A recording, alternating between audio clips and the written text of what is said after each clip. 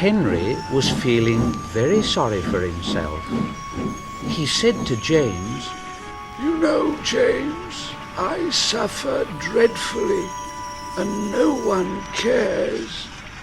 James said, "Oh, rubbish, Henry. You don't work hard enough." Henry was bigger than James, but smaller than Gordon. Sometimes he could pull trains very well, but sometimes he had no strength at all. The Fat Controller spoke to him. "You're too expensive, Henry. You've had lots of new parts and new paint too, but they've done you no good. If we can't make you better, well, we must get another engine instead of you. Sorry." This made Henry, his driver, and his fireman very sad. The Fat Controller was waiting when Henry came to the platform. He had taken off his hat and coat and put on overalls. He climbed to the footplate and Henry started.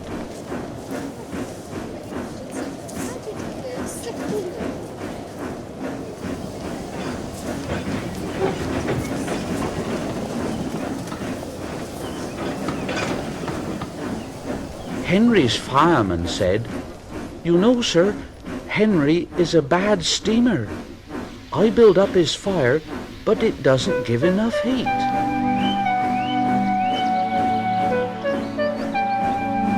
Henry tried very hard, but it was no good. He had not enough steam, and they stopped outside Edward's station. Henry was very upset. He said, "I shall have to go away." So Edward took charge of the train and Henry stopped behind.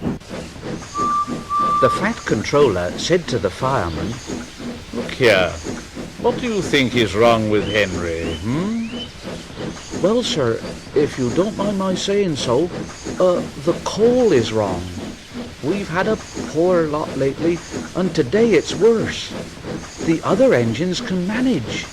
They've got big fireboxes, but Henry's is small and can't make the heat. Now, with Welsh coal, he'd be different, see?" "Oh, Welsh coal, eh?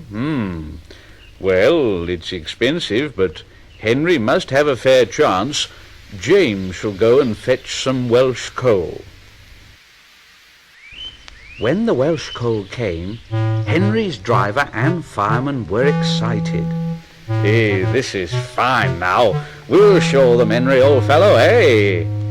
And they carefully oiled all his joints and polished his brass till it shone like gold. Henry's fire had already been lit, so the fireman made it carefully. He put large lumps of coal like a wall round the outside. Then he covered the glowing middle part with smaller lumps. Henry said, "Hey, you're spoiling my fire." "No, we're not, Henry. You wait and see. We'll have a roaring fire just when we want it." And he was right.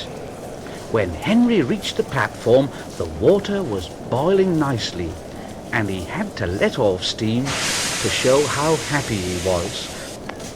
He made such a noise that the Fat Controller came out to see him. "Hello, Henry. How are you, "Oh, I feel fine, thank you, sir. Fine, oh, fine." "Well done, Henry. Have you got a good fire, driver?" "Never better, sir. And plenty of steam." "Good. Well, no record breaking now, and don't push Henry too hard." "Bless you, sir. Henry don't need any pushing. I'll have to hold him back." And off they went. Henry had a lovely day. He had never felt so well in all his life. He wanted to go fast, but his driver wouldn't let him. Steady, old fella. Steady now, Henry. There's plenty of time. They arrived early at the junction, and not long afterwards Thomas came puffing in. Henry said, Hello, lazy bones. Where have you been? I can't wait for dawdling tank engines like you. Goodbye.